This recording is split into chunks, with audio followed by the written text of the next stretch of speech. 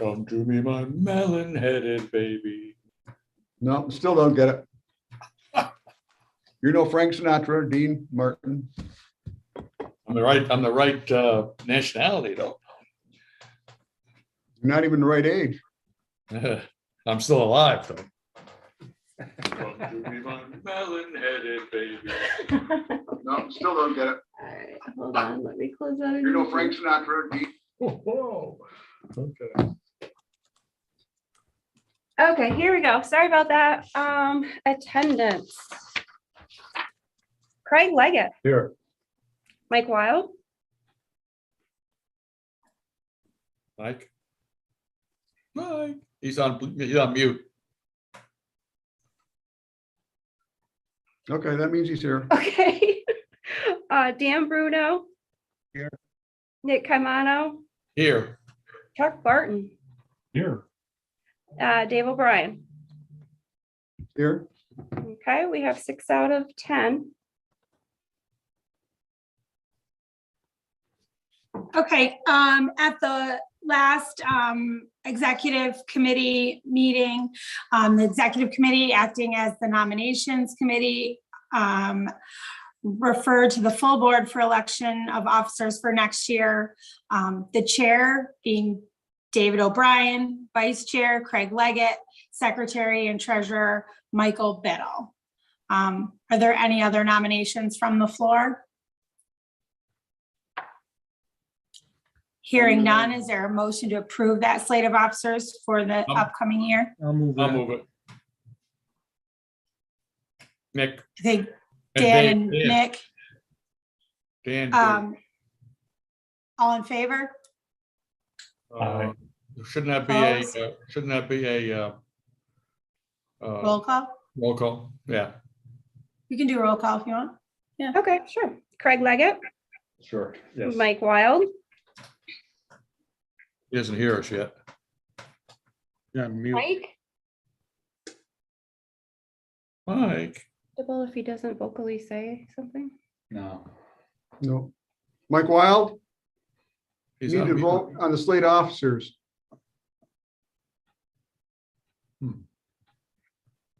He's on mute here. Oh, Well, we just lost him. No, he's not in the meeting.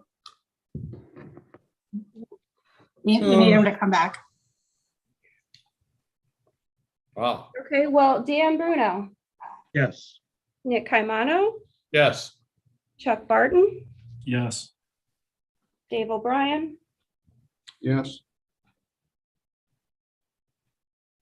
but that's only 5. I think Mike is back in the Mike is meeting back. now. But Oh, he's still moved. He's still muted.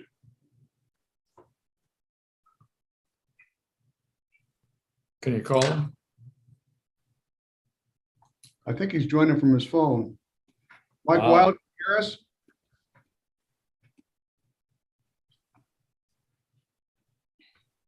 Mike, can you hear us? No. Now he's gone again. All right, I'm digging up from the basement here.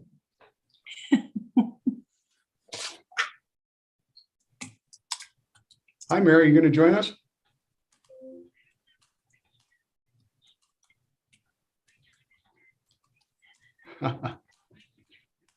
Okay, I appreciate it. Oh, Okay, Mike's connecting on audio. well, we're in the annual meeting right now. Okay. Okay, we'll do. Yeah, bye-bye. I need a link to send to Jenny. Guys hear me now? Yes, we can hear you now. Right. I vote yes. I'm sorry, I couldn't get off mute for some reason. Thank you. okay. Thank you. Hey, we voted to have Beatty as the chairman. Perfect. We shall ignore that public comment you made on the record. Okay. All right, next order of business is appointment announcement by chairman of at-large member of executive committee. There are 2 members.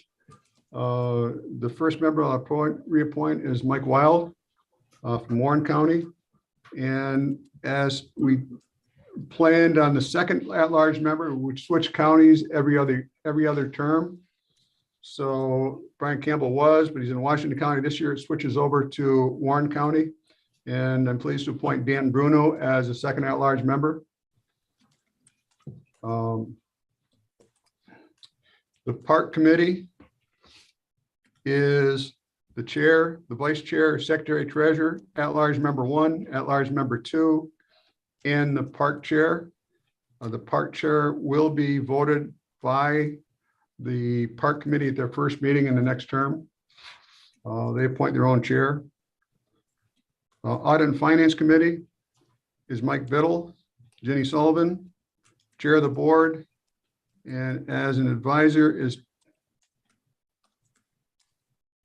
Tim, which I should have appointed him as CFO first before I put him on a committee as an advisor. A committee by our bylaws has to be members, but we can have him as advisors since he's going to play a very key role in that. We'll be talking a little bit later about the Canal Side Energy part. I'm going to appoint a working group to work with some of the challenges we're reaching with the Canal Side Energy Park in terms of the construction, the build out, the sewer construction, and tackling some other issues. So I am appointing a working group at Canal Side. Those members will be Chuck Barton, Tim Robinson, Mike Biddle, myself, and Dan Bruno. So I'm trying to cover the spectrum of things. So we're looking at different things. So I am making official. Tim Robinson is now the CFO of the organization. So welcome. Go from there. Also like to mention Chuck Barton. I think we'll draw some strengths and some great insight from both those individuals in terms of that. So also other committee appointments are the executive nominating and governance committees, as well as excuse me. The executive nominating and governance committees are, I don't know if I said this, is the chair, vice chair, secretary, treasurer, at-large member 2, and Dan, Mike Wild, Dan Bruno. So those are those. We also are looking at CEC. The CDC Corporation will be the same, and we should have a short meeting to acknowledge those elections too, as an annual meeting. So appointment of consultants in newspaper.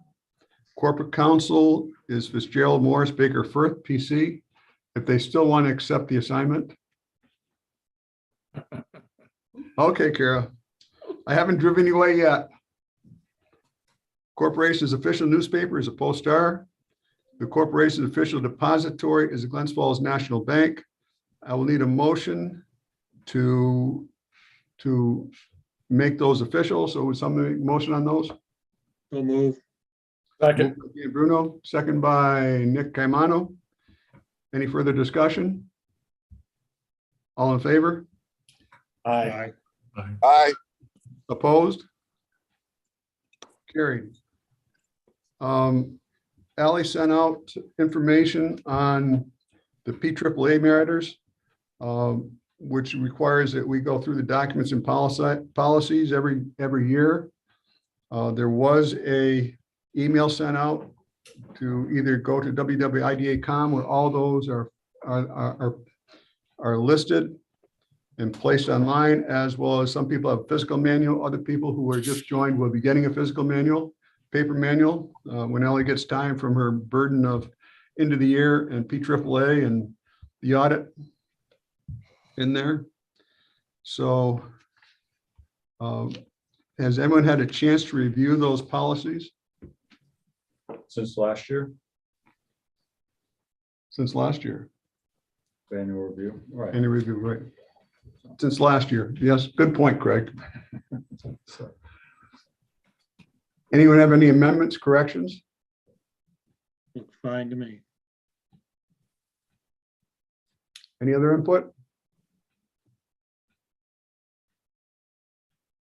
If you find things in the future as you're reading it, you're certainly encouraged to bring them up so we can make the appropriate changes and evaluate the appropriate changes.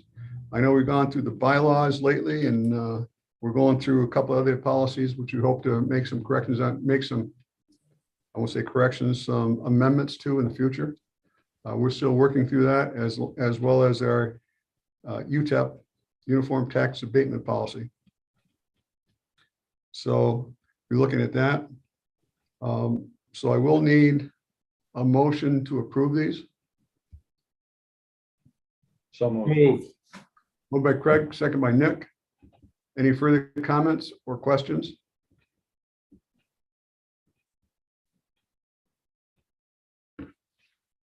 Okay. All in favor? Aye. Opposed? And I hear it's raining outside right now. Hmm, yeah, Yeah. So we'll see. Push the button. Okay, do we have any other legal business that maybe come before the agency, Kara? Nope, not for the annual meeting. I have a question. Yes, Nick? Can we simply, Kara, can we simply say that we, all of the motions for this carry over to the other organization that we're part of? Is there any reason why we have to do it all boringly again? Well, you should, because it's a separate entity Okay, that's required to maintain separate records. Okay. So having said all that, any other business come before the committee?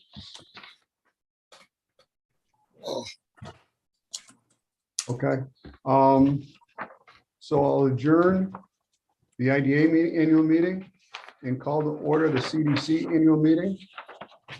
And what we can do to make it simpler is simply, like Nick said, made a motion to make the same appointments as we do in the, as we did in the As the IDA. idea. yeah, Is that permissible, Mr. Legal Counsel? That's permissible. that's what I thought. I moved it. Should I take attendance Second. again for the CDC? Be nice, yeah. Okay. Craig Leggett, Here. Mike Wild, Yes, and I'm Chuck here. Barton, Here. Dan Bruno, Here. Nick Caimano, Here. Dave O'Brien. Here, Okay, we have 6 out of 10. okay, we have a quorum. So again, Nick makes a motion to adopt the same information as we did for the IDA. Second. Second by Dan Bruno. Any further discussion?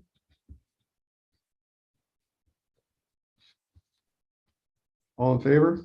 Aye. Aye. Opposed? Or should we do that in, I think we should do that roll Yeah, call. I do too. Okay, Craig Leggett, Yes. Mike Wild, Yes, Chuck Barton, Yes. Dan Bruno, Yes. Nick Caimano, Yes. Dave O'Brien. Yes. Passed. Okay. Have any other legal business or other business come before the CDC? Move to adjourn. Move to adjourn by Nick. Do I have a second? Second. Chuck Barton? All in favor? Aye. Opposed? So, okay. So, I knew I sent an email out that, to be able to meet at the park. There are some people who want to be there tomorrow at 3 o'clock, which I'm more than happy to meet them there. And also the second time at 9:30 on Thursday morning. I have to go see my cataract doctor tomorrow for my final blessing, so I'll be around at that time and hopefully can still see.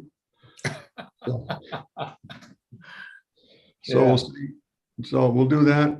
The best place to meet and directions to get there is, does everyone know on Burgoyne Avenue? That there is at that intersection of Maple Street and Burgoyne Avenue. There is a Cumberland Farms and then the old service station across the street that has been empty for at least 8 or 9 years. Is that intersection. If you follow that intersection, go through that intersection, you will keep on going about a mile. You go over a overpass where they built the rail trail over, and just after that, you'll see a blinking red light. The blinking red light is at the entrance to the dewatering facility. I'll be parked at that first gate there and start the guided tour there to give you the look and all the way through that. I would plan on, well, we can spend as long as you want, which I'm not trying to do, but probably 30 to 40 minutes. We'll do a good job of it, walking through it and understanding it. If you have questions, I'm more than glad to spend the time. I'm dedicating as much time tomorrow as needed, and Friday and Thursday, to cover any questions that come up. I think it's very important that we are going to start investment in that park. We have some issues to discuss and cover and talk through. So I think it's good that those who have not been down there in quite a while should come and visit us and see the park again. So you're all welcome to come with a list of questions. I would suggest you not wearing your best shoes. I would suggest waterproof shoes. We had an attorney come and had his probably, I want to say what, I don't want to guess what price his shoes were, but they were fairly expensive shoes. Look at it. And he wouldn't get out of the car. So listen to her too. So Barton's not coming. No, I have mining boots. I'm all over them. Oh, that's right, yeah. Dave, Yeah, Dave, Yes, coming my way out of downtown Glens Falls. That's the intersection of 32 where it goes left. Is that what you're talking about? yes, Yeah, yes. thank you. You're Come- saying come at that with- intersection with the Cumberland Farms, take a left there? The Cumberland Farms go straight through. Yeah, I should ask, which way are you coming? Are you coming down 32? No, I'm coming down Burgoyne. Coming down Burgoyne? Then at that intersection, you want to go out 196? Yeah, 196 and go out about a mile. So for you to be right turn, anyone coming from Maple Street, be straight through. Anyone coming from 32 is the left. I go left. You go left at the intersection of Maple and Burgoyne and 32 onto 196. It'll all come back to you one of these days, Nick. Yeah. Okay, Maple Street. Okay, so I go left at 32. I mean, I break left at 32. And then when do I turn left? And a mile? I say in about a mile, you will see a blinking red light. Yeah, I got it. At the blinking red light, you turn right onto Lock 8 Way. And just as you come in Lock 8 Way, you'll see a parking area just before the bridge. And your education starts there. All right. If I'm stuck in a truck and it's somewhere, I'll call you.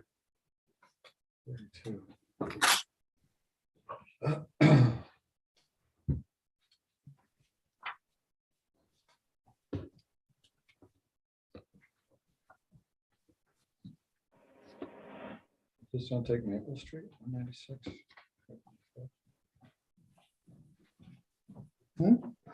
Just don't start in downtown Hudson Falls. You can, that's Maple Street that goes out on 196. That's 196 goes out. Yeah, Maple Street. So, Oh, I see, 32. all right. You mind if I go one more time? one more time, where are you going? I'm gonna tell you which way I'm going and see if I got lost. I'm Okay, gonna go bear left on 32.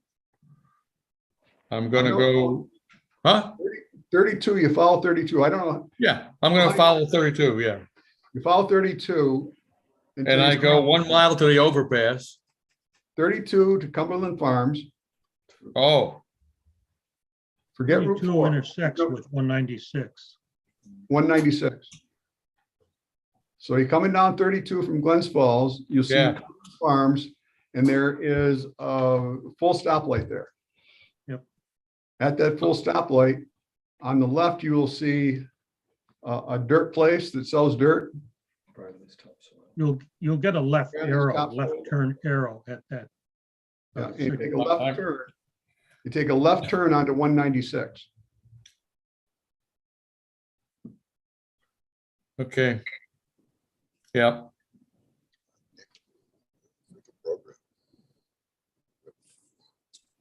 You got it now?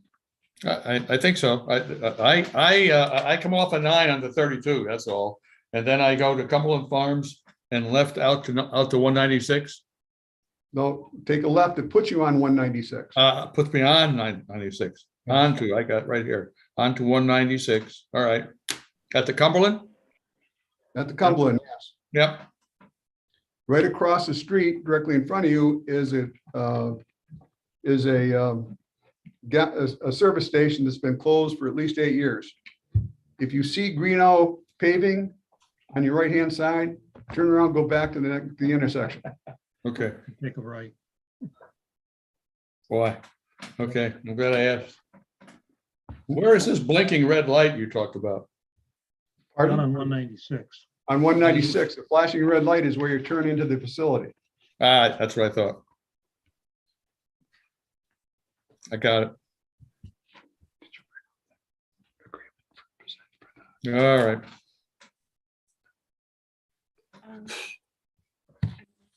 Maybe. And we're gonna meet at what time? Tomorrow, 3 o'clock. Got it.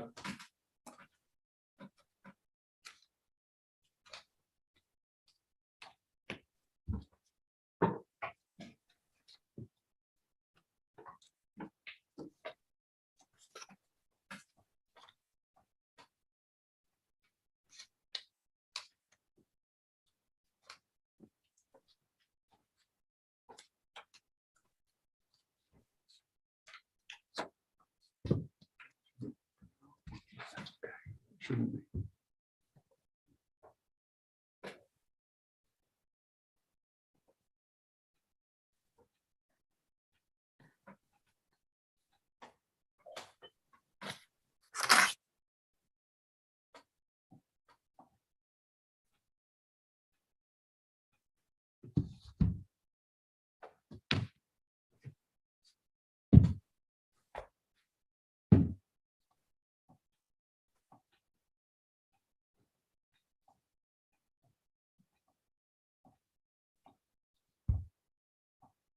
Oh-do-do-do.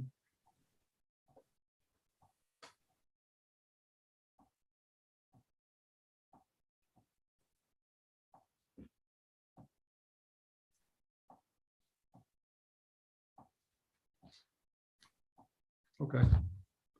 All right. Pardon? No, I got that here. I'll take care of it.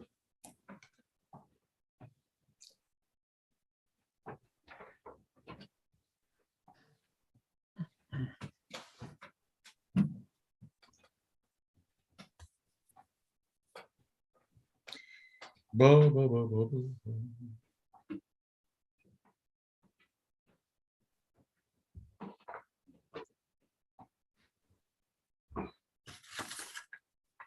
Ten people are on YouTube.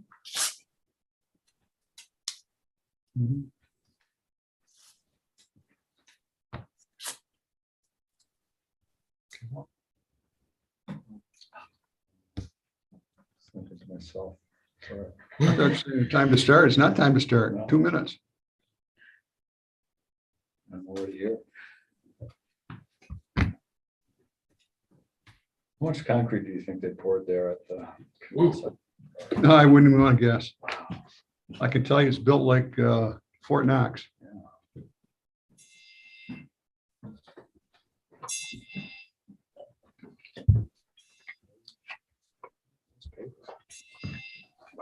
Hey.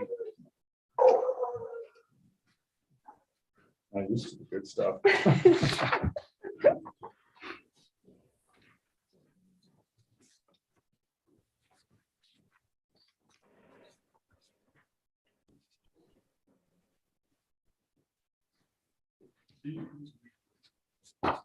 Okay.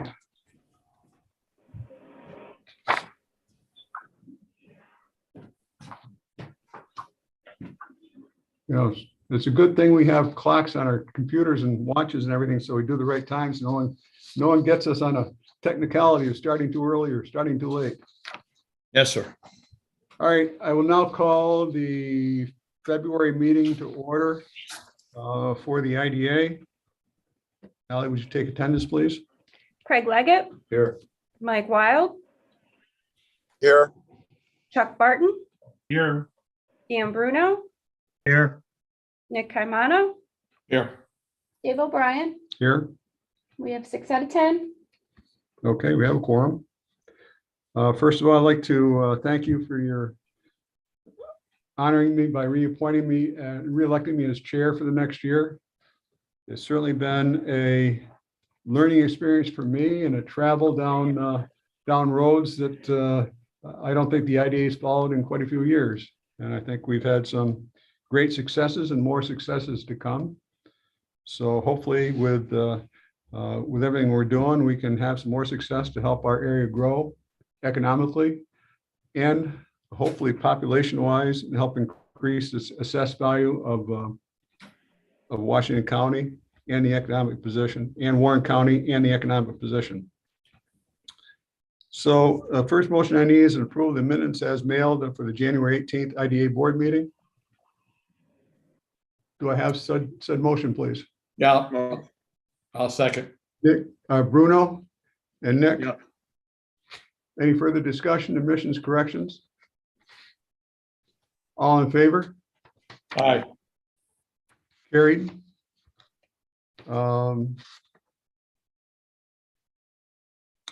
Current accounts payable, I've had a chance to address the current accounts payable and review those.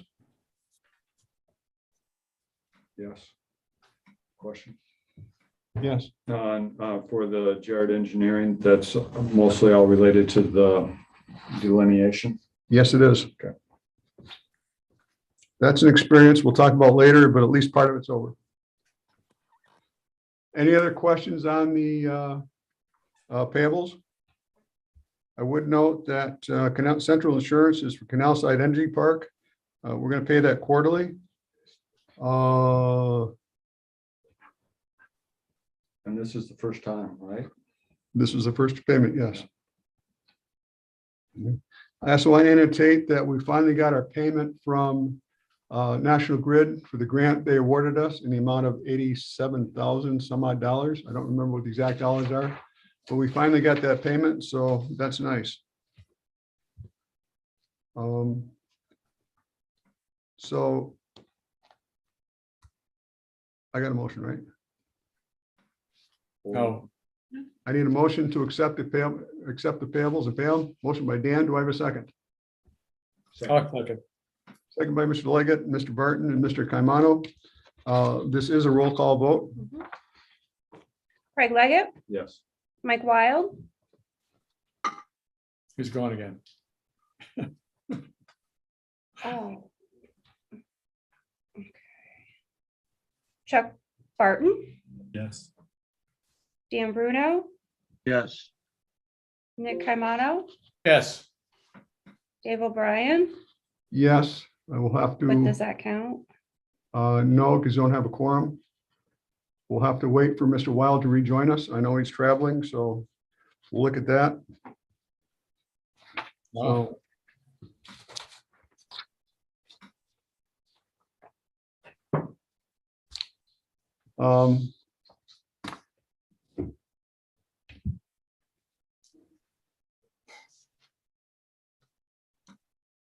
We should make sure we don't have these during school next year.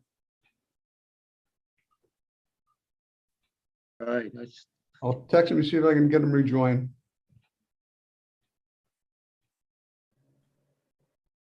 Do you remember when it was originally scheduled on the 14th? But the annual meeting wasn't.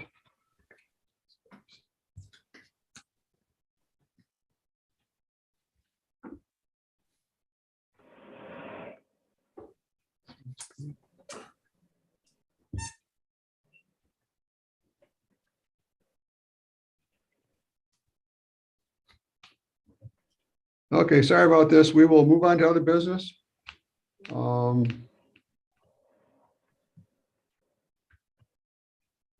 you send Jenny Sullivan the information to log on?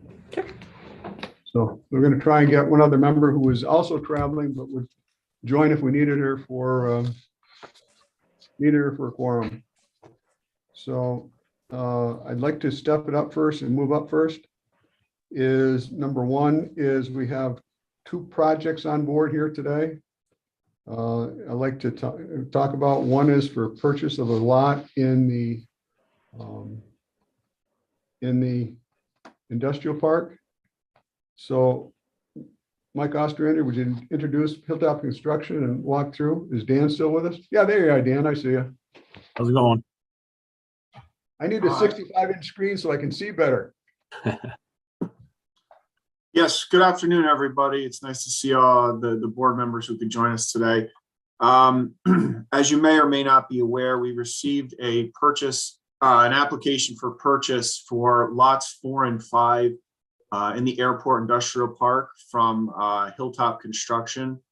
They're looking at those lots to move their office and headquarters from its current location, which in conversations I've had with Ms. Washburn, they have begun to outgrow.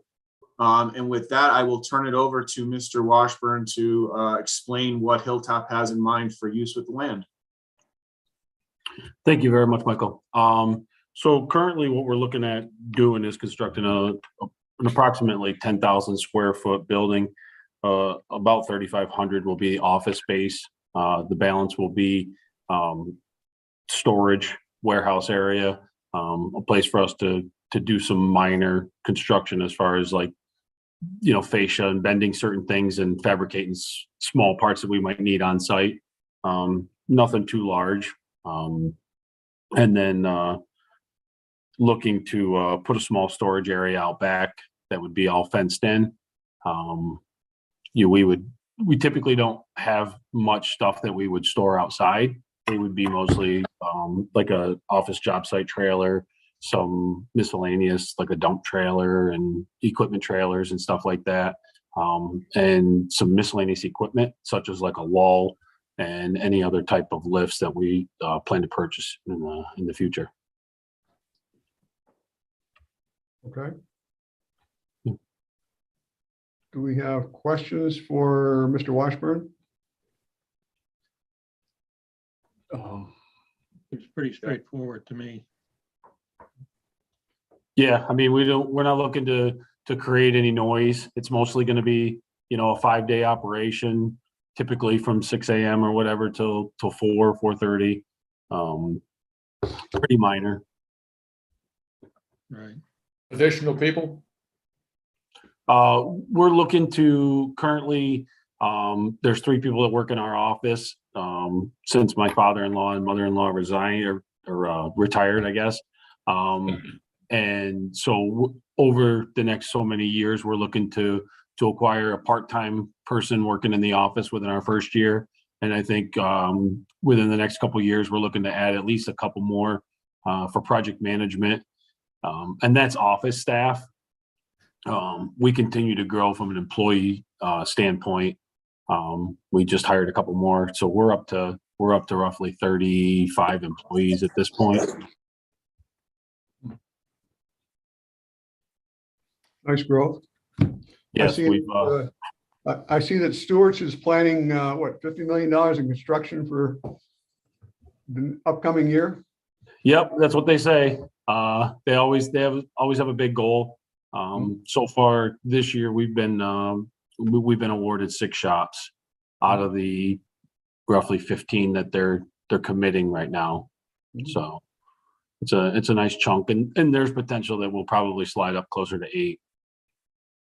I have West Barlow does a lot of work with them too. Yes. Yep. So we have Mr. Wild back. Mr. Wild, can you hear us? I can. Sorry, Dave. It's No tough to do on problem. the road, but I've stopped for a while. No problem. We have the payables, which need a roll call vote for. Everyone else voted but you. We need you to make it official. I will make it official and I'll say aye. I did review them. Thank you very much. Welcome. Second item, Mike Ostrander, fill them in, please, about Hilltop Construction and what they plan to do, if you would. We just went over Hilltop, or you wanted me to do it again for Mike? Well, I think Mike should be brought in too. If Sure, either you or sure. Dan wants to give the overview again. Sorry to repeat it, but I think. it's No, important. that's okay. Mike, Mike, just, just give me the cliff notes. yeah, for Right. your awareness, we received an application to purchase lots 4 and 5 in the Airport Industrial Park from Hilltop Construction, moving their headquarters from their current location to that site.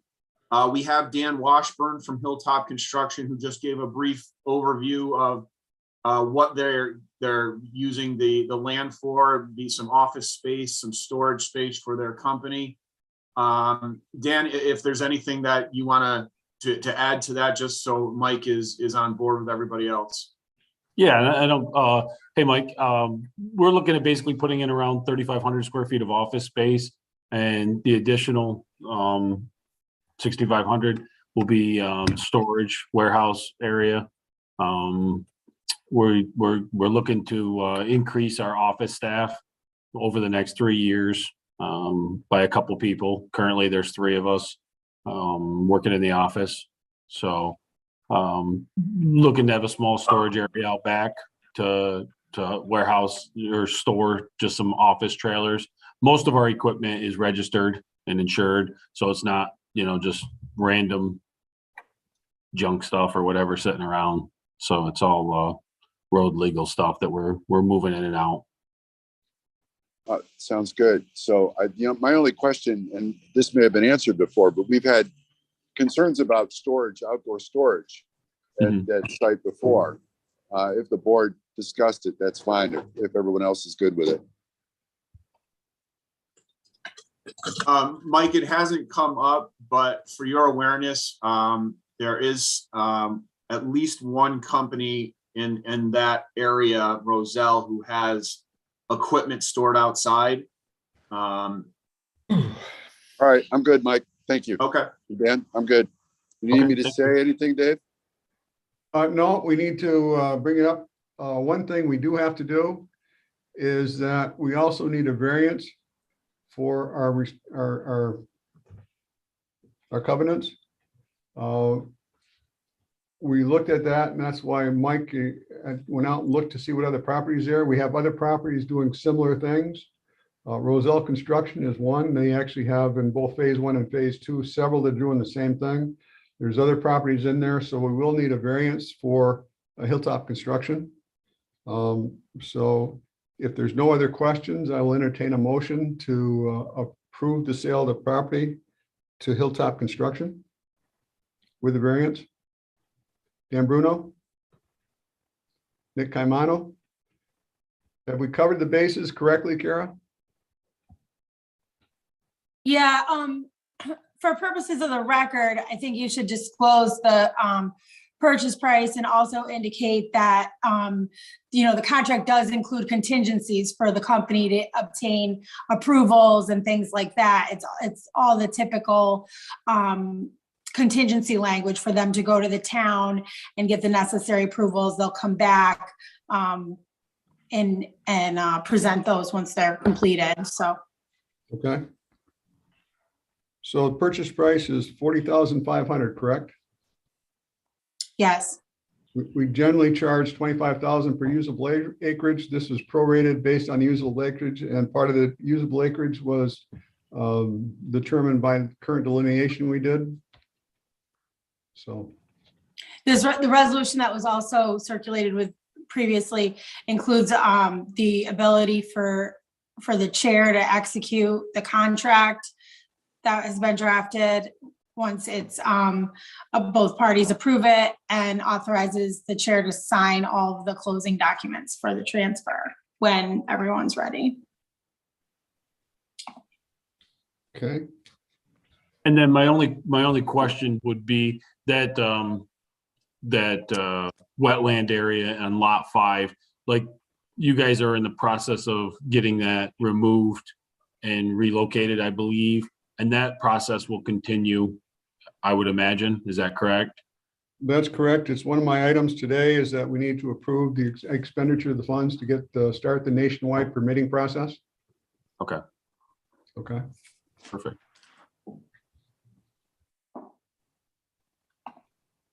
Okay, did I have a motion and second? I move it. Moved by Craig. Do I have a second?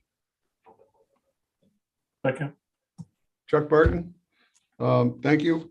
Roll call vote on this one, please. Craig Leggett, Yes.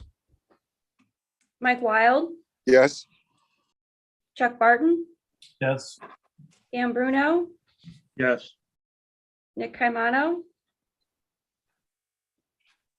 Nick? Yes, sorry. Dave O'Brien. Yes.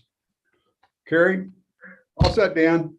All right, thank you, everyone. I appreciate your time, and we look forward to getting this project moving forward. Me also. Thank you, Thanks, Dan. everyone. Have a good one.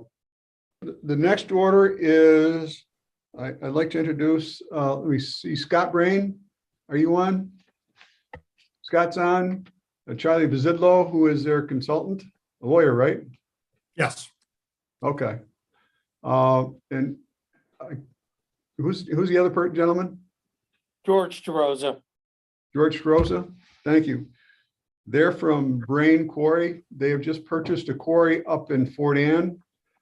They're looking to work with the IDA to be able to ship jetty stone and potentially aggregate through the wharf and canals through the wharf through, and they'd have to access it through Canal Side Energy Park. So I asked them on board to sit down to discuss or bring it to us and discuss what they're doing. So people understand what they're doing, how they're doing it and where they go from here. So Scott, Charlie, whoever wants to take the lead. You got 5 minutes. Scott, you want me to talk or you want to talk? It doesn't matter. So it's got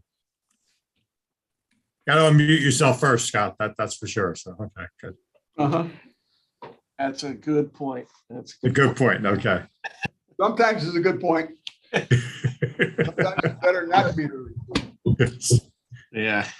Yeah. So anyway, I'm Scott Brain. We're a family-owned business. We've been in the quarry business for 118 years. We have multiple operations in northern New Jersey, and through our history, we have had operations in New York, lower New York State. But anyway, we bought the quarry in Whitehall in a bankruptcy sale sometime in January. In January.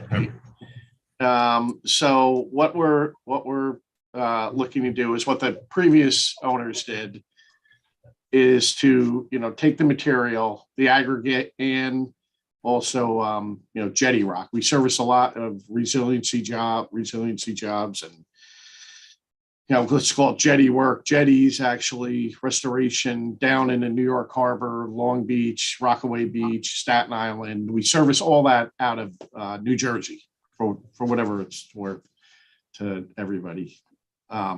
So the previous owners were running material down to Fort Ann at a site that the Canal Corporation owned, and they were just running aggregate through there.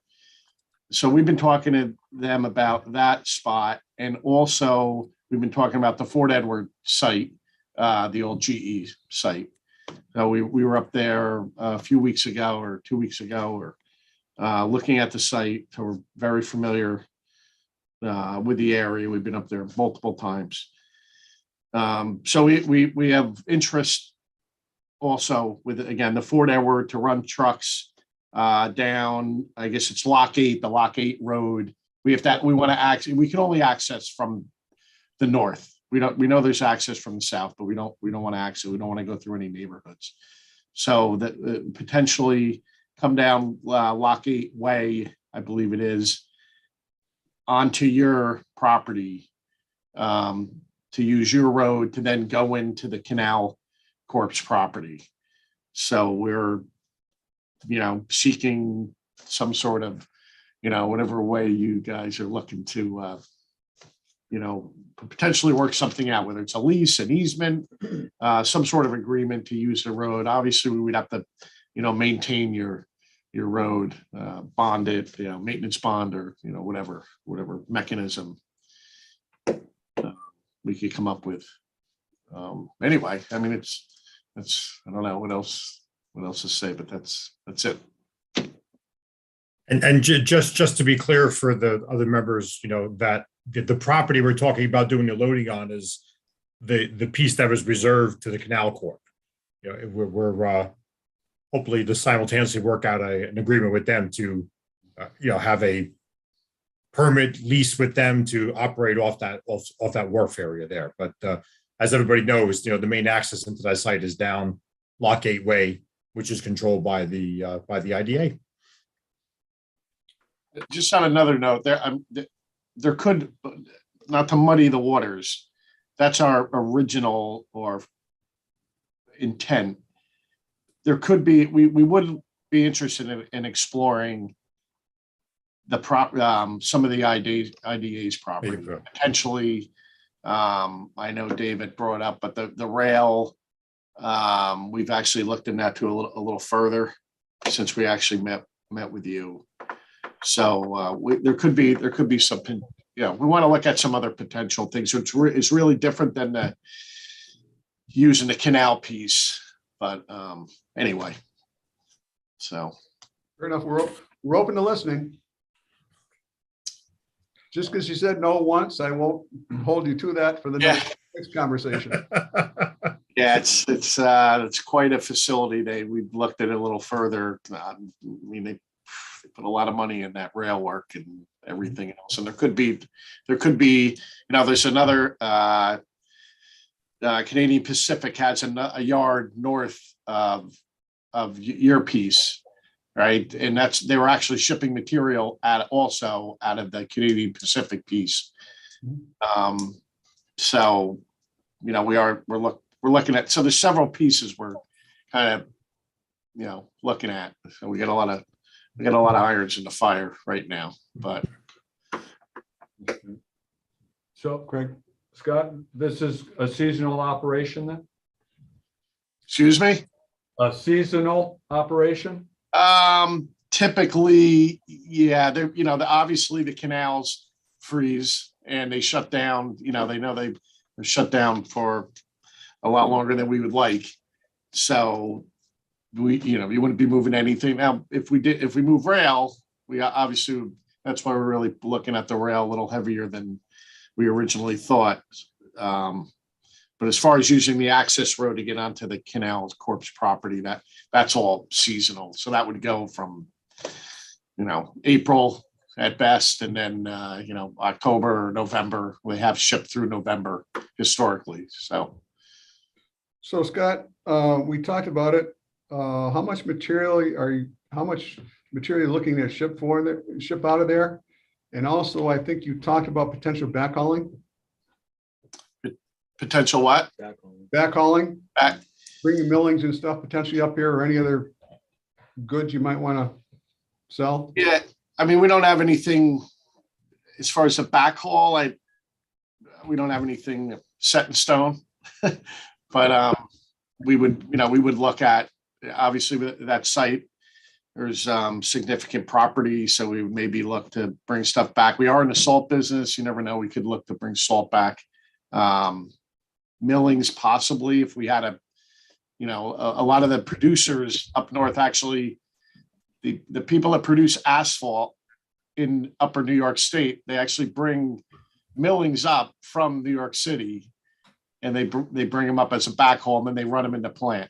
So if we found someone that was interested in that, we would look to do that. Okay. The truck traffic is,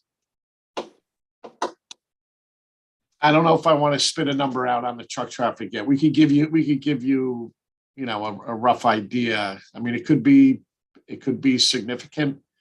I want to get back to you on that. I don't want to throw out a number that's a little by the load is probably really, if I give you a tonnage number, you really want to go back to what the load is. We're not sure if we would bring the fine aggregate down to Fort Edward. We might still want to run that through Fort Ann because it's really close to the quarry.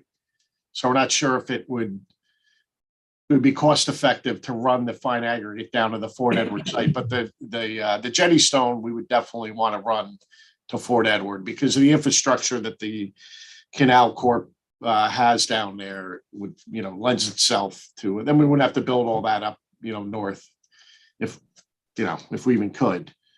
So, but that could be, if it was strictly jetty, I would say max, maybe a couple 100,000 tons a year, divide that by, 30 roughly. So if you wanted to break it down by truckloads and then break it down by it turns out to be a pretty nominal amount a day, actually.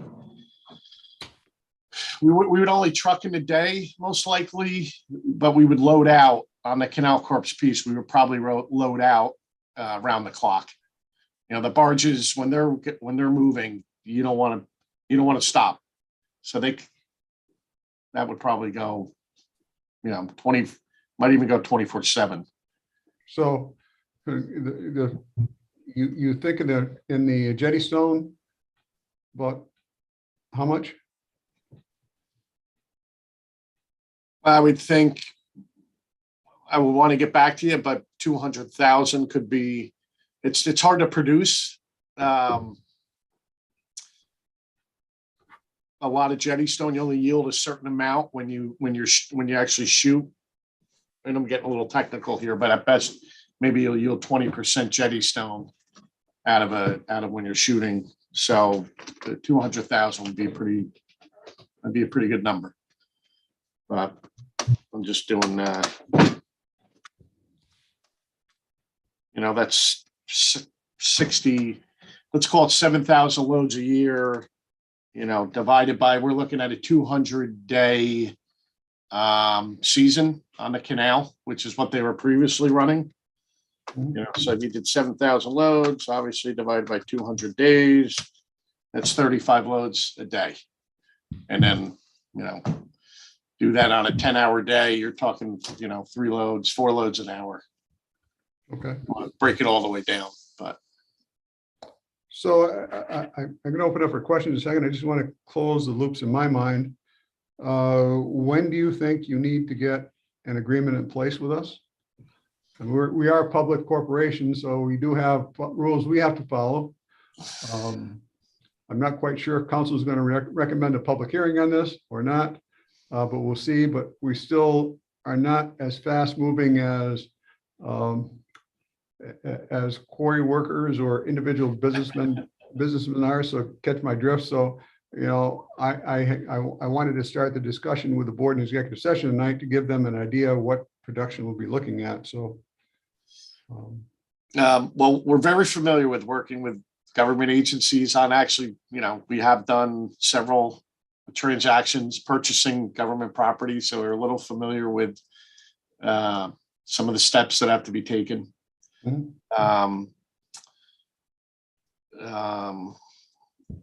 On top of that, I mean, we could, potentially we still got to work through the Canal Corp, but we could potentially move rock across there as soon as the ice melts. Do we think we're going to have all the ducks in a row with the IDA and the Canal Corp by then? Probably, probably not, but who knows? So. Okay. Dan Bruno? Thank you, Mr. Chairman. I'm curious, so you say that you would probably do the loading 24/7, or could be that, right? Excuse me. I'm just curious how much noise is generated loading that rock onto the barge.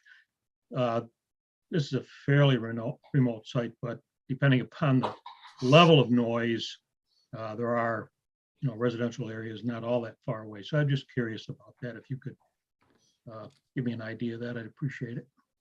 Yeah, I don't think it would be too noisy of an operation because the trucks, you pick the rocks off the truck, right? So you have they call it a material handler, but let's call it a crane. Probably won't have a crane there, but you literally pick them right off the truck. So not really a lot of noise with that.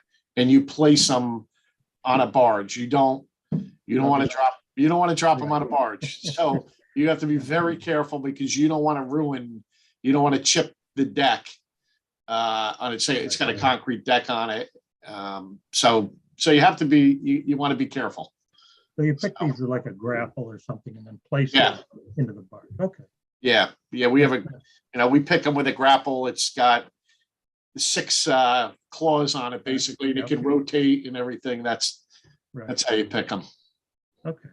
Very good. Thank you. Any other questions for Scott or Charlie? Well, thank you for your input, and we'll be touching base. As I said, the sooner the better we formulate something, the better off that we're going to be moving this through. So talk to you later. Hey, Thanks for joining us. You know how to reach me. Thanks, gentlemen. thank Okay. you. Thank you. Okay. Thank you. Take Have a care. good- Dave, we have a question from a watcher. Michael Burke wants to know, can the public attend the site meeting tomorrow at the former PCB dewatering site?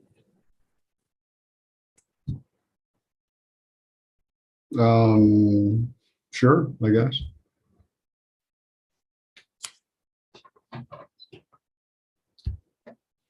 Okay.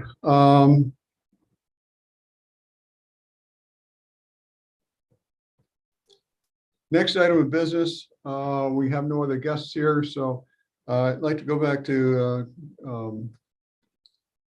Michael, Executive Director report.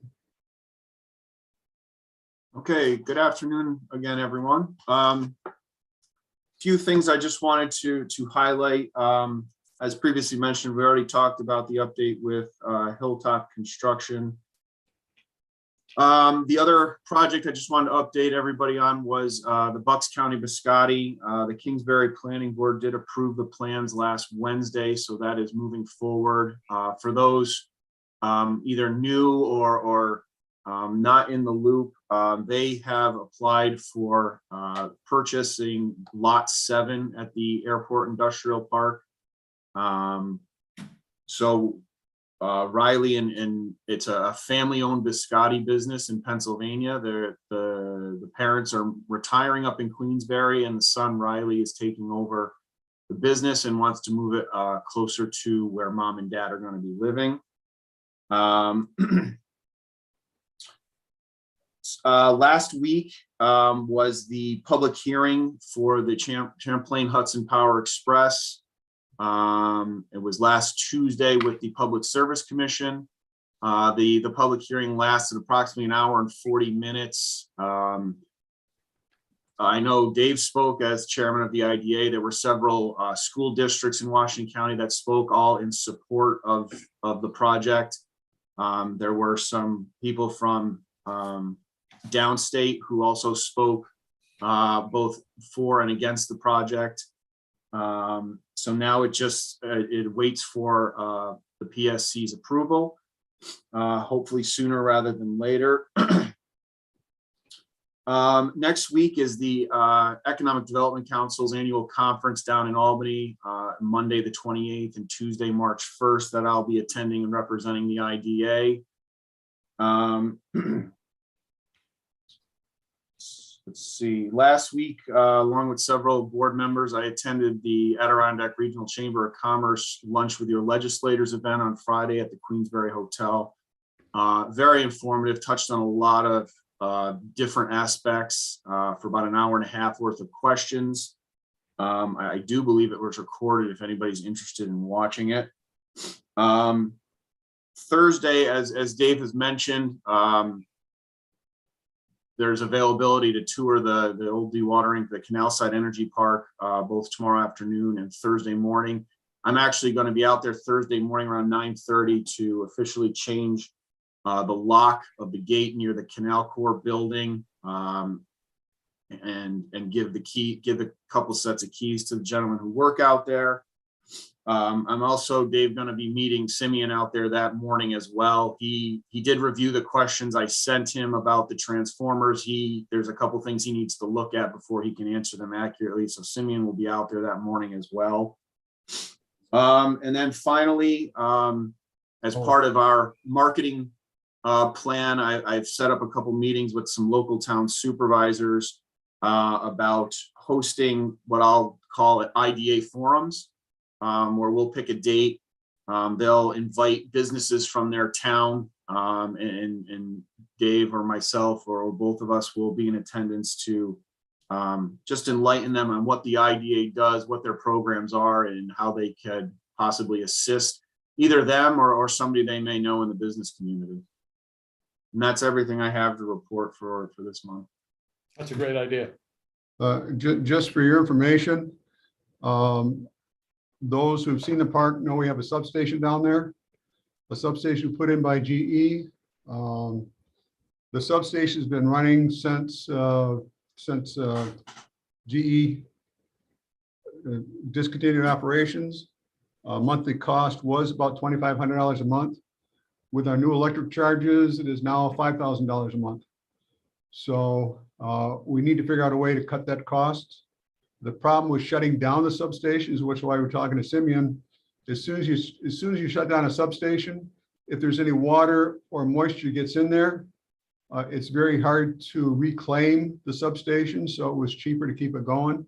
We're going to have to reevaluate that with new costs.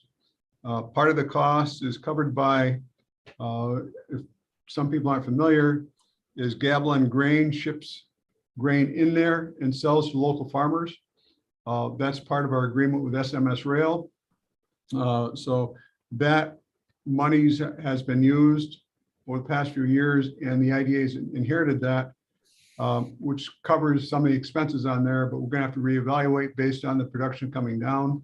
I know I was down there this morning talking to the gentleman, and the loads coming in from Western Canada are on a can-do basis based on the political situation of the border and some of the demonstrations going on, which has sort of slowed down some of the operations. So they hope that comes up.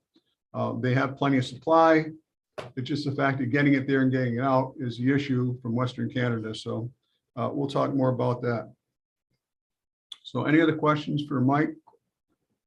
Oh, and I'm sorry, I forgot. There's one other thing in regards to the forums. Dave and I have been meeting with ARCC and Warren County EDC about hosting a larger economic development conference for business leaders in the community, where each organization would give a very short presentation on what their capabilities are. We've talked about eyeballing a date in May, potentially one in Warren County, one in Washington County to make it easier for the business leaders to get to one that's more convenient for them. Obviously, once we lock down a date and locations, we'll send that out to all the board members. We'd love to have your support in getting word out to all of your friends in the business community, elected officials, things of that sort, once we get all those details locked down. And that's all I have. Thank you. There's one subject I want to talk about that's not on here. We have received some letters about Hughes Energy, which has considered coming to the industrial park. There has been no activity with Hughes Energy for about 4 months now. So we don't have an application. We don't have interest from them. But having said that, if in fact they do regenerate interest, I can tell you that there would be public meetings planned. We are not doing any behind the backs. We have had 0 discussions with them about coming to the park at this point for the past, I think it was 2 or 3 months, whatever it is. Well, it's been since November. So there's nothing that we can do. When we do, we will take in consideration the complete DEC studies being done, as well as information from other parties, including the Department of Energy, Federal Department of Energy, which is providing information and studies on some of these resources. So, you know, until we have that information, until we can do our full evaluation and discovery, I mean, there's really nothing we can say positive or minus, but if someone comes to us looking to site in Fort Edward, we have to evaluate them very carefully. We will get planning boards, everything else involved. As I said, we are committed to doing public meetings to neighborhoods for officials, everyone else. So I think I've heard reference that there's things going on that really aren't going on. But we do need to evaluate everything. I will also tell you that the IDA is getting ready to consider investing over $3 million in the park. The biggest thing and issues with the park is the fact that there's no sewer there. And until such point as we have adequate sewer and resources in there, we won't have a tenant. So we need to evaluate everything. We need to evaluate the sources we are looking at.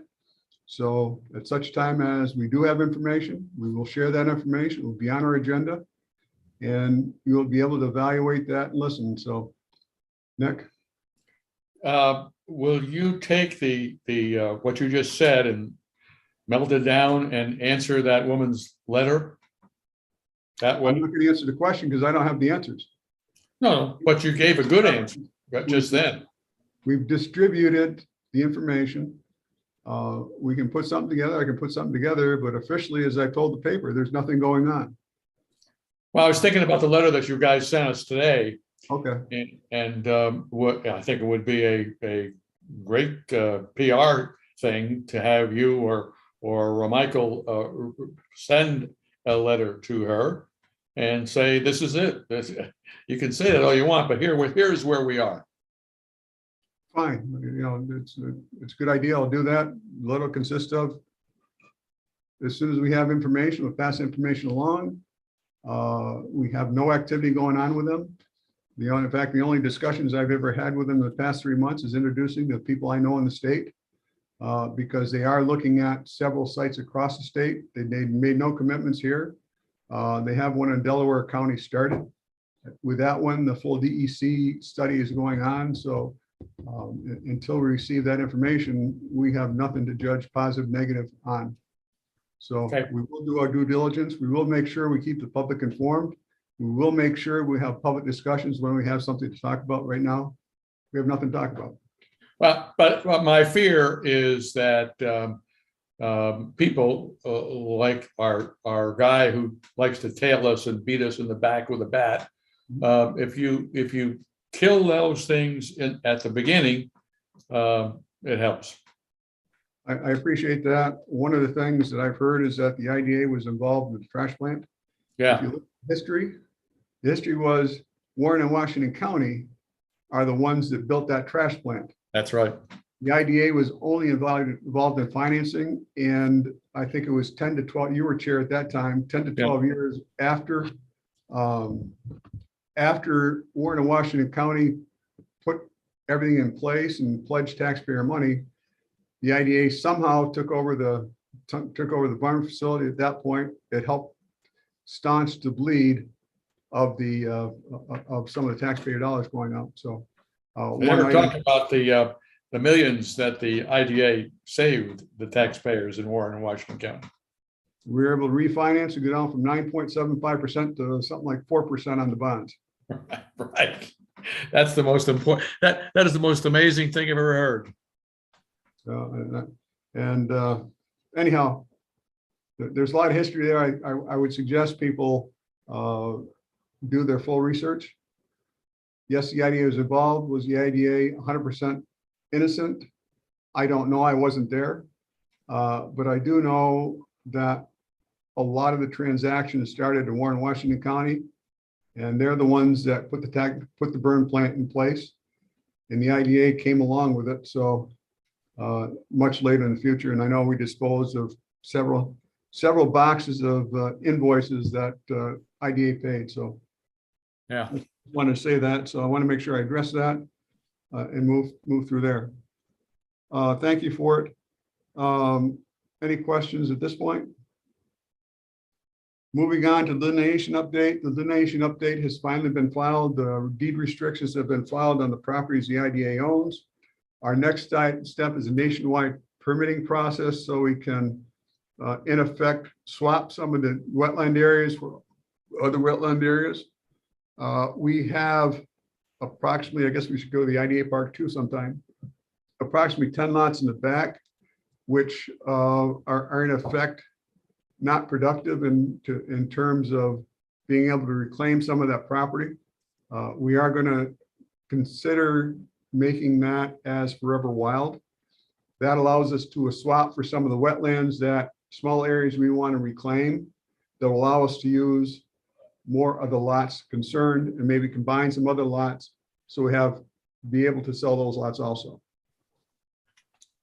So I need approval. I think that was sent out, the information on the nationwide permitting process. We have an agreement from NCES, which is the Wetlands Professionals, Engineers. I will need approval to sign that and initiate that study. The cost of their services are $6,800. So you have a copy of the proposal that was sent by Bob Holmes, who is from Jared Engineering. They also work on the delineation from our standpoint, so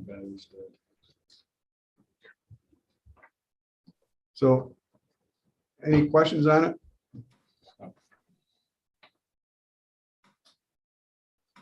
I'll need a motion to allow me to sign this.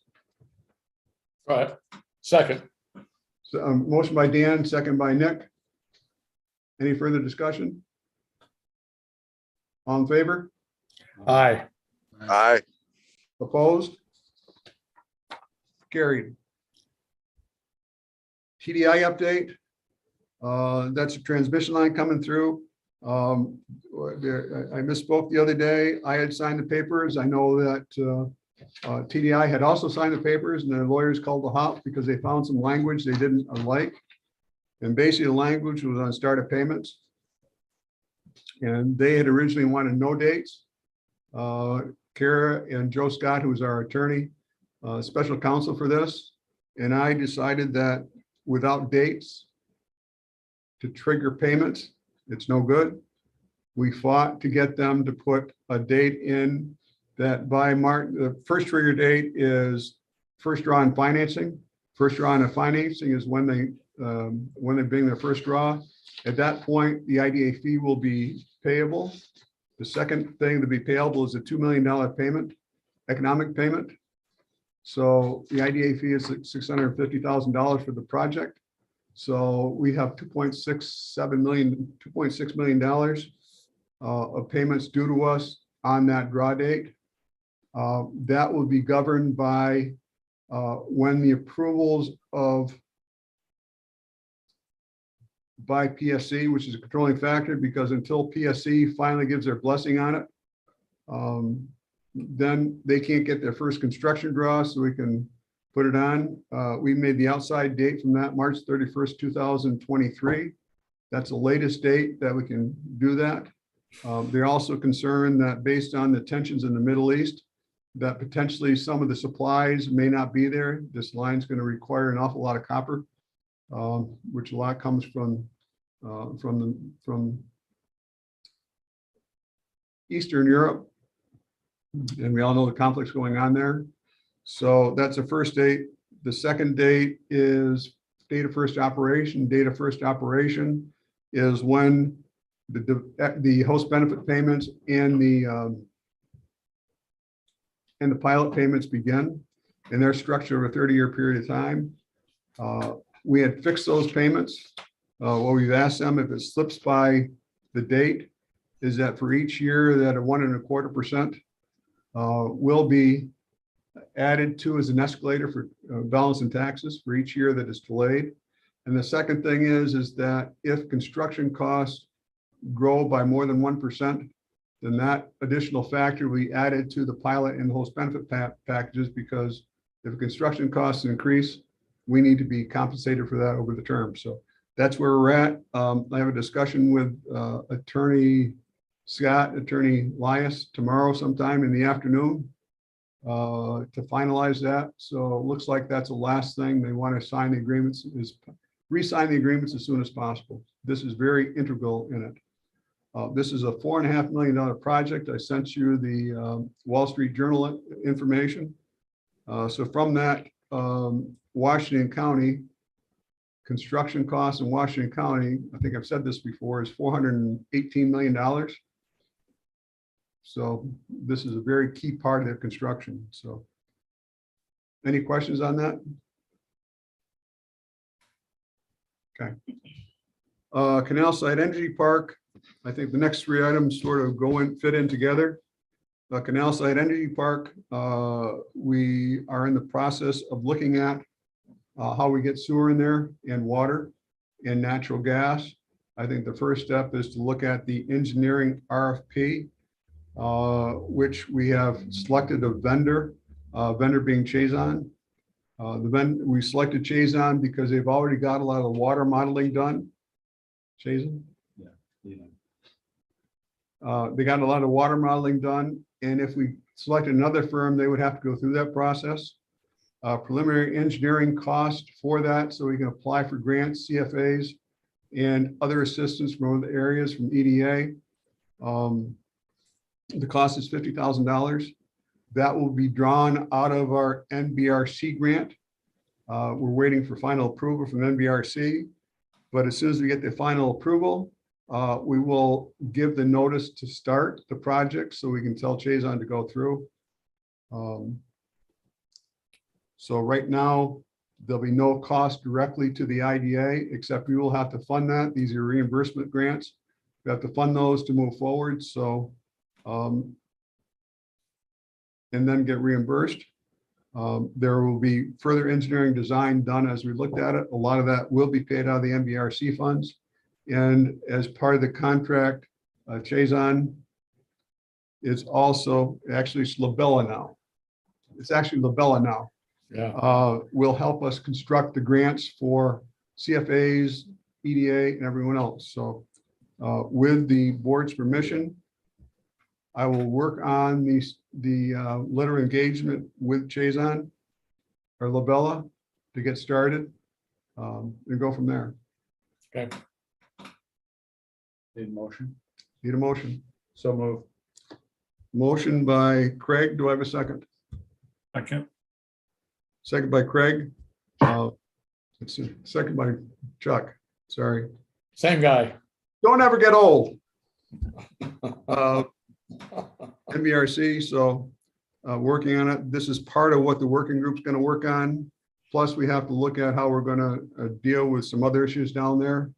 And I think that a good working group will help that out. And I think that Tim's help as a CFO and his experience in financing and banking will help us substantially. Okay. Need a roll call on that, please, Ellie? Craig Leggett, Yes. Mike Wild, Yes. Chuck Barton, Yes. Dan Bruno, Yes. Nick Caimano, Yes. Dave O'Brien. Yes.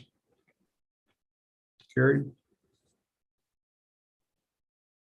Next item of business, Fort William Henry.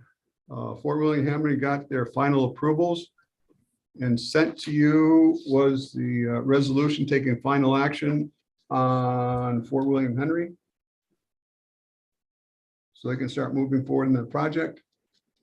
Has anyone had a chance to review the resolution? Briefly. Yeah. Does anyone want an overview from Mike on this? Or do you think you have enough information? I'm fine. I think it's fine. Yeah. Okay. And the seeker, The seeker, we've got the seeker also, don't we? the village is going to be the lead on that. That's really the only item that was outstanding. That the last meeting, you approved the project subject to the final seeker determination by the Village of Lake George Planning Board. The village issued a negative declaration at its meeting last week. It had one contingency regarding stormwater work that they'll need to produced to the village when they get to that point. But they did issue a negative declaration. And so the resolution that was presented with the agenda is to adopt the negative declaration that the Village of Lake George Planning Board issued. And then all the contingencies for this project have been satisfied. Then I would entertain a motion. So move. Motion by Dan Second. Brute, do I have a second by Nick. Any further discussion? I will also require roll call vote on this, please. Craig Leggett, Yes. Mike Wild, Yes, Chuck Barton, Yes. Dan Bruno, Yes. Nick Caimano, Yes. Dave O'Brien, Yes.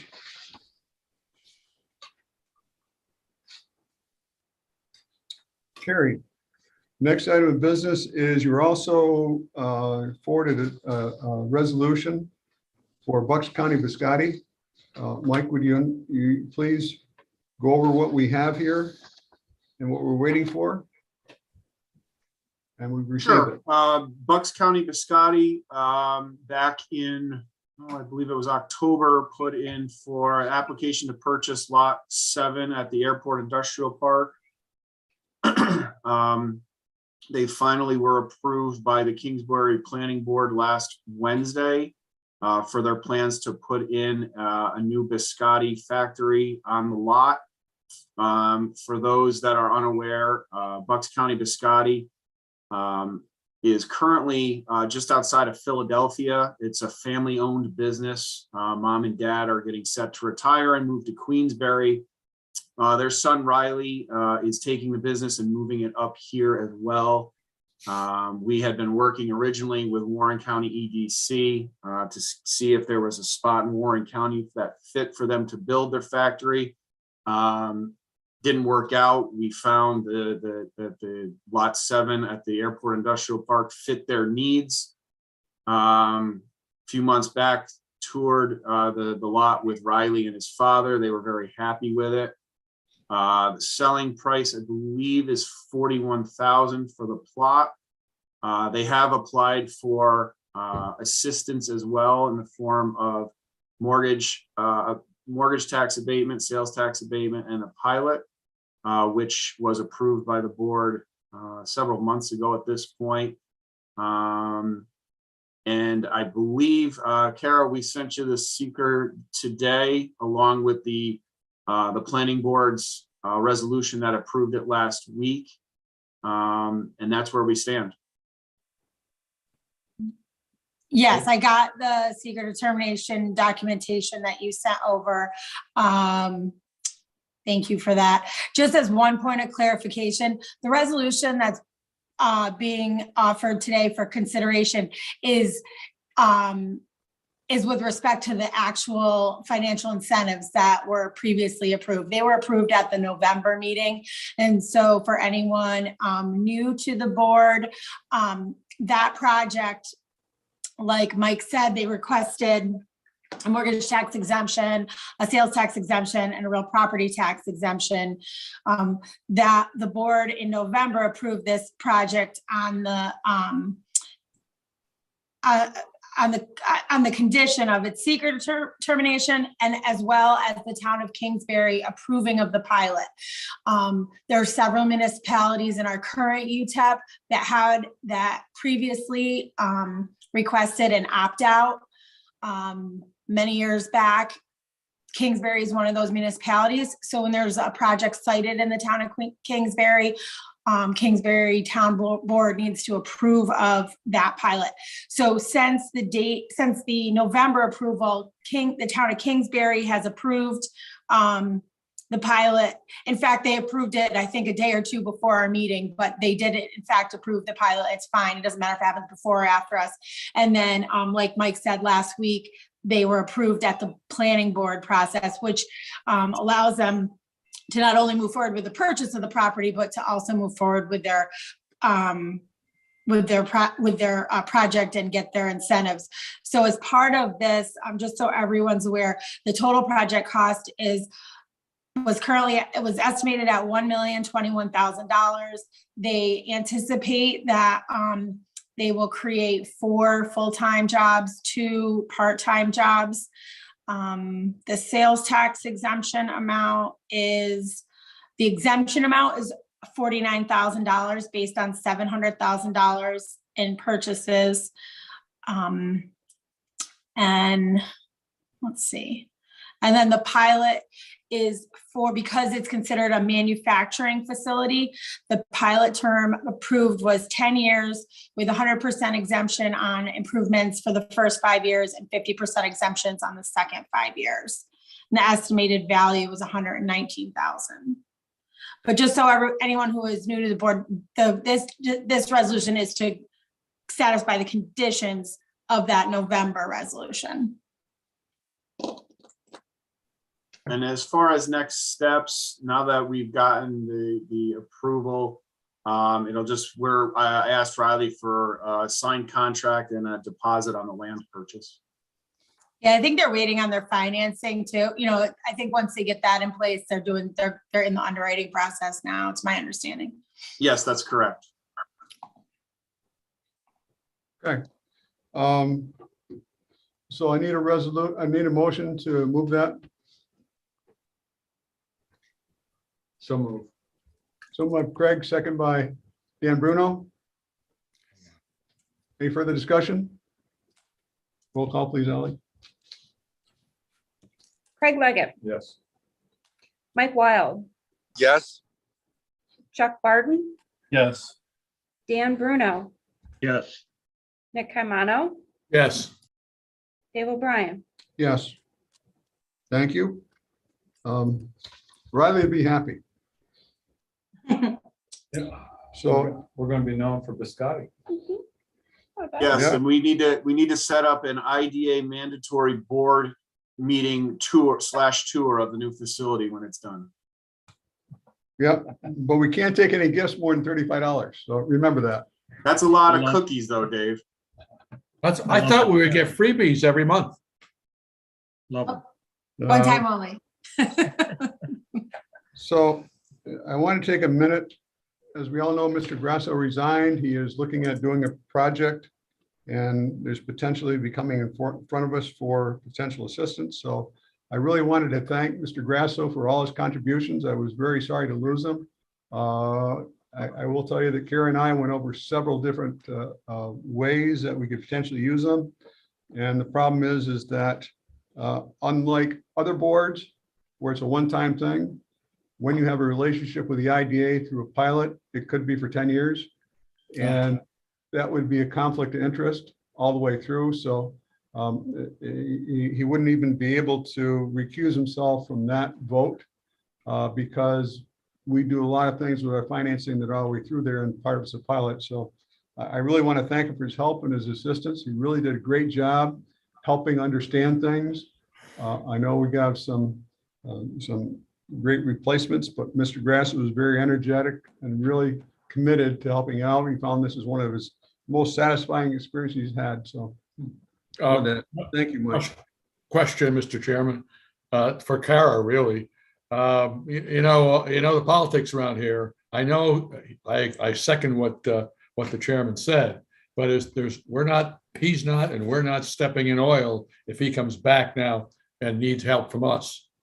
Are we? I think we're reviewing that and we're going to give you an official opinion on our position on that. Yeah, I'm just thinking of the politics we have around here these days. Understood. Understood. So, thank you, Mike. Next item of business, GMA Holding. Kara, would you walk us through that one, please? Okay, I'm going to pull up my own notes because I just want to make sure here.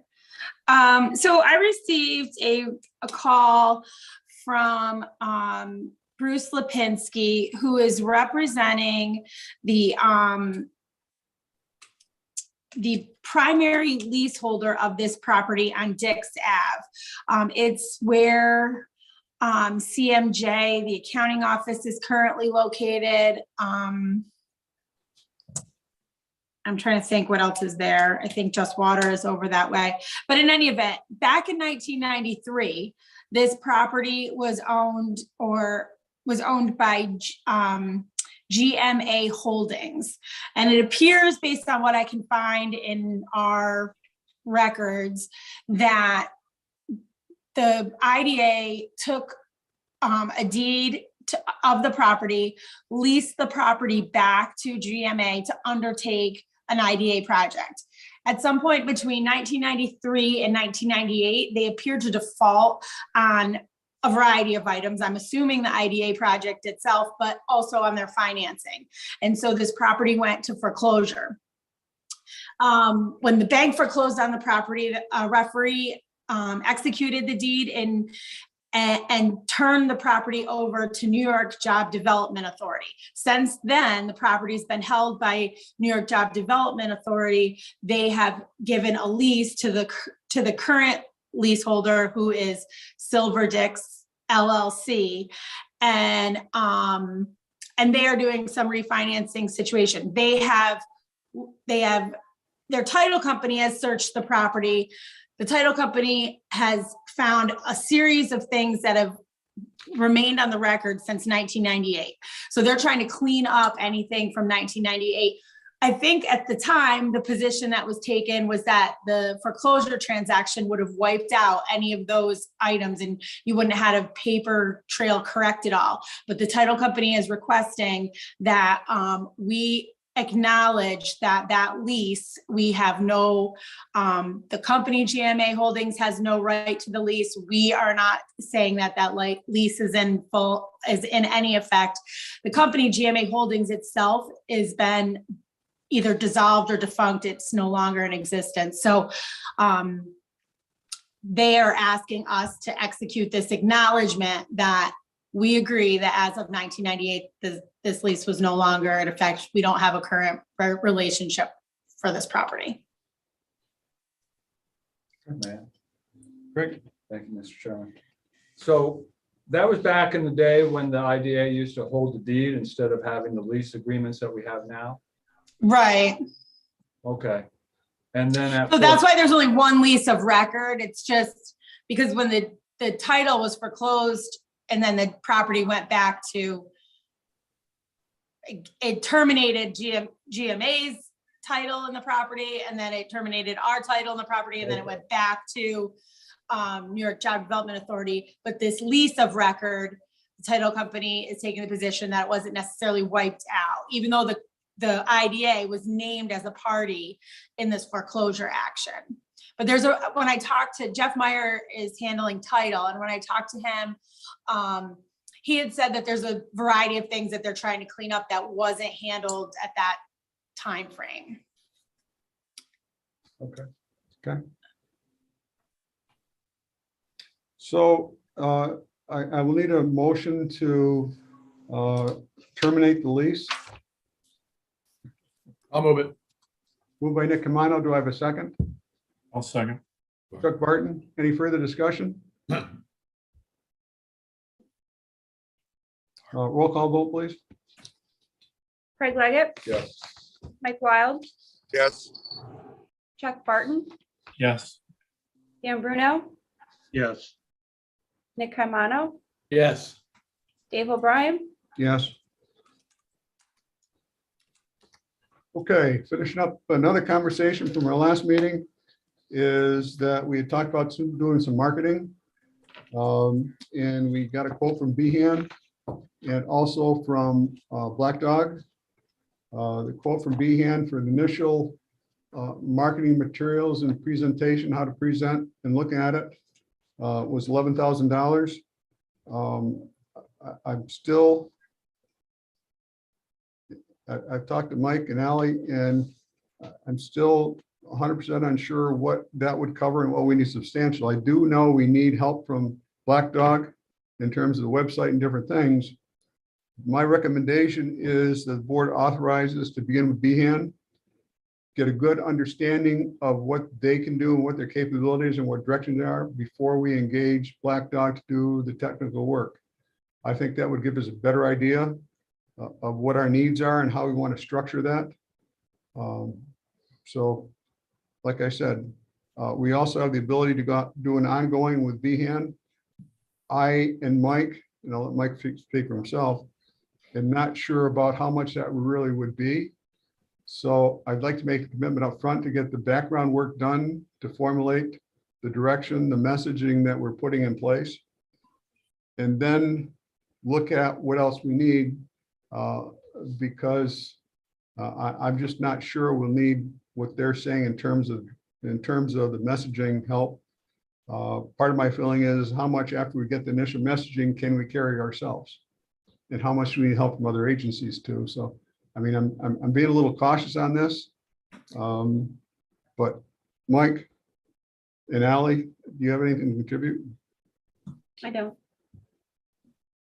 No, the only other thing I would add is, I do concur with what the chairman was saying. I think Behan's a good start. I'm not sure that we need their services to the extent that their proposal said.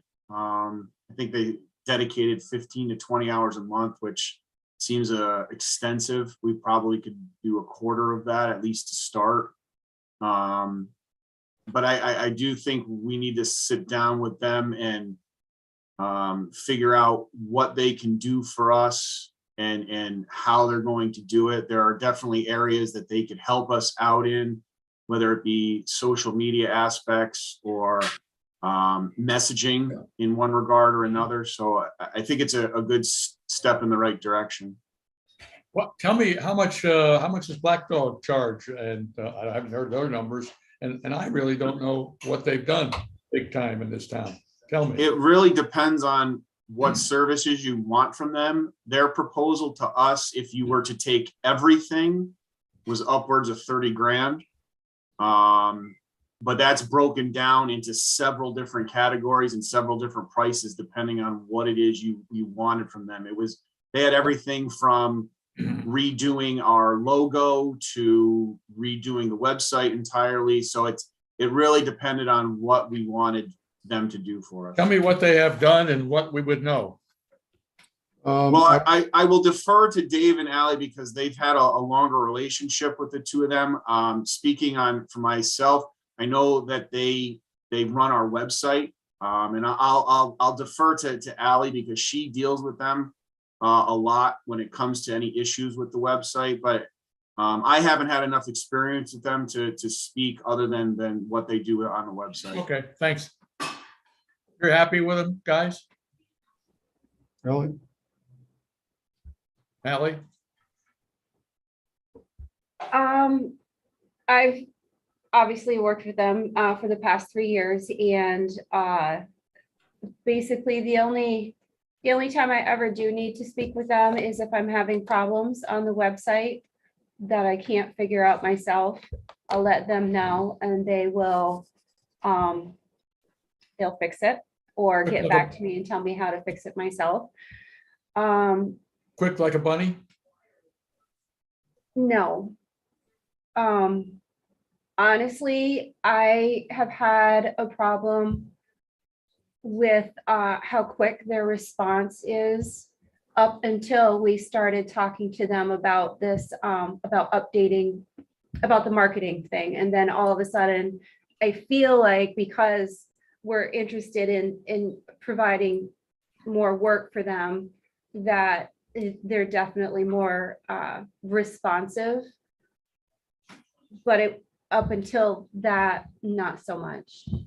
Well, I agree with Mike. I think being is a little overkill there, especially for the money he wants, but I think I agree with the chairman, call being in and say, this is what we need. We don't need you here looking over our shoulder all the time, but this is what we need. What can you do for us? Certainly, General Electric thought they were good. Maybe we would too, but it's a big operation and we don't need a big operation. So like I said, I think we need the first part, which is the messaging Yes. part, developing the message. That's $11,000. That's one price as I understand it. Where we go from there, I think we need to feel our ways through. I will say that my experience with Black Dog is outside of here. They put together a very impressive campaign for Washington County in terms of tourism, visiting. They've done a lot of areas. One thing they also did was Drum County. They did a full presentation all the way from a BN style, all the way through delivery of printed materials for Drum Corporation, Drum World, I guess is what they call it. Yeah. Exact St. Lawrence, and the other counties up there. Neighboring I think it was Jefferson, St. Lawrence, and one other county. It was a very impressive presentation they did all the way from start to finish. I think that one of the things that we need to do is understand what we need from them before we do it. What you saw what they did, was the charge they gave you reasonable for what they did? For Washington County, Yeah, I think with everything they did was about $200,000. We did bid that out originally. And we kept on rewarding it. What they've done is impressive. I think Laura Oswald has monitored all that and done a great job with working with them in terms of tourism and visiting Washington County and getting the message out. A lot of that money that we spent was something that we as a as a public benefit corporation don't have access to. That's I Love New York funds. There's other funds involved where they got help in paying for that. We're also using some of the ARPA funds from the federal government to help defray those costs. So it has provided us a good idea in helping develop. I wish I had this. If I get it, I'll send out the portfolio, what they did, so you can look at their slideshow. They did a really impressive job on a lot of things. well, call them both in, tell them what we want, see what they say. Well, we know what Behan wants up front. We know what that is. That's what I'm asking permission to go forward with. And secondary, once we get through that first initial messaging phase, we'll come back with another recommendation what we do. But we need that first $11,000 product. Well, I move that you follow through on it and get back to the board as quickly as you can. Okay. Second. Move in Okay. second. Any further discussion? So to be clear, what we're asking for a motion is the motion from the board to allow us to spend the initial $11,000. Correct.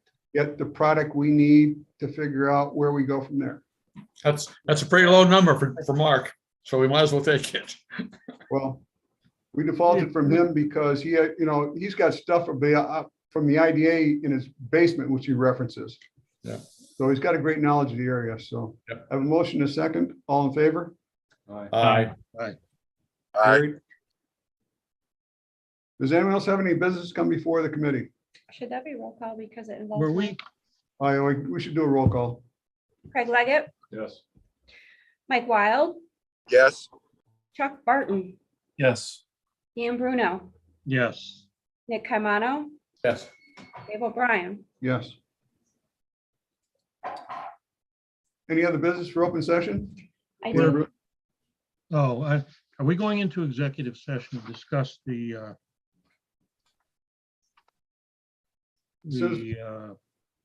Yes. charge for use of the road for the quarrying? Correct. We are, okay. So we need to, Callie had one other thing. On YouTube, there have been 2 public comments from the same person, Tracy Fish. I'd like to share them with you. She stated, the IDA sued about 400 citizens, local residents, for opposing the trash plant on the grounds that concerned citizens caused the bond ratings to go down. And then she also stated at a different time, Warren and Washington counties were part of the lawsuit. The citizens countersued and won. The IDA and Bi-County lawsuit was considered strategic litigation against public participation. And that's all I have. Thank you for your comments. Okay. No one knows anything else? I will ask for a motion to go into executive session to discuss. Kara can put it in the right terminology. Contract negotiations, and we also have personnel matters to deal with. I'll move it. Second. Did I say it right, Kara? Yes, you did. Thank you. All in favor? Aye. Carried. We need to wait for Ally to turn the And rest we'll of be us off. adjourning out of Having the, Executive session, there'll be no Okay. action taken. okay. Any CDC? We have no There- CDC no. agenda. I don't. Yep.